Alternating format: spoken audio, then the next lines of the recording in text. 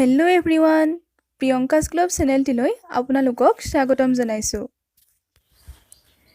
যদি আপোনালোকে মোৰ চেনেলটো এতিয়ালৈকে ছাবস্ক্ৰাইব কৰা নাই তেন্তে প্লিজ ছাবস্ক্ৰাইব কৰি দিব আৰু কাষত থকা ঘণ্টাটো দবাই দিব।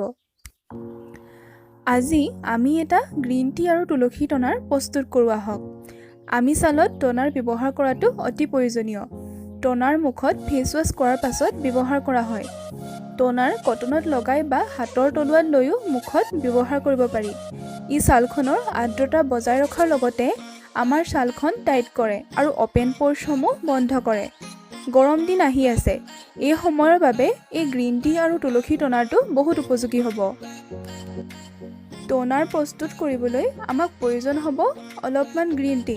আপোনালোকে গ্ৰীণ টি বেগছো ইউজ কৰিব পাৰে, কেইখিলামান তুলসী পাত আৰু কটন বলছ।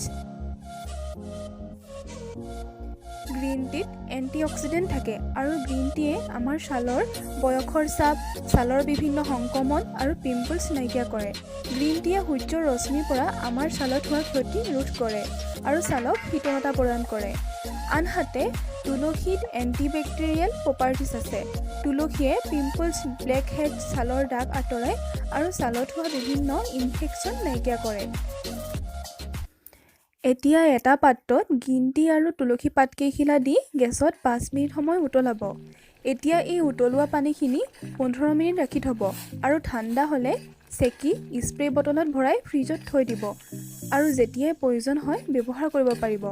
নাইবা আৰু এটা পদ্ধতিত ষ্ট'ৰ কৰি থ'ব পাৰে, সেইটো হৈছে কেইটুকুৰামান কটন বলছত টনাৰখিনি লগাই এনেকৈ থৈ দিব ফ্ৰিজত। এনেকৈ এসপ্তাহমান এইখিনি ব্যৱহাৰ কৰিব পাৰিব।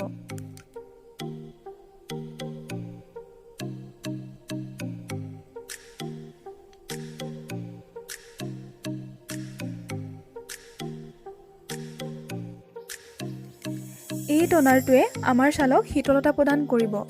বজাৰত পোৱা বেছিভাগ টনাৰতে এলকহল দিয়া থাকে, কিন্তু এই টনাৰটোত একো কেমিকেল নাই, সম্পূৰ্ণ নিৰাপদ। এই গ্ৰীণ টি আৰু তুলসী টনাৰটো লগোৱাৰ পাছত আপোনালোকে যথেষ্ট ৰিফ্ৰেছিং অনুভৱ কৰিব। আপোনালোকে এইটো ব্যৱহাৰ কৰি চাব। মোৰ বিশ্বাস আপোনালোকে নিশ্চয় ভাল পাব। তেন্তে আজিলৈ আহোঁ, আকৌ এটি নতুন ভিডিঅ'ৰ সৈতে আপোনালোকৰ ওচৰলৈ আহিম। Thank you, bye by.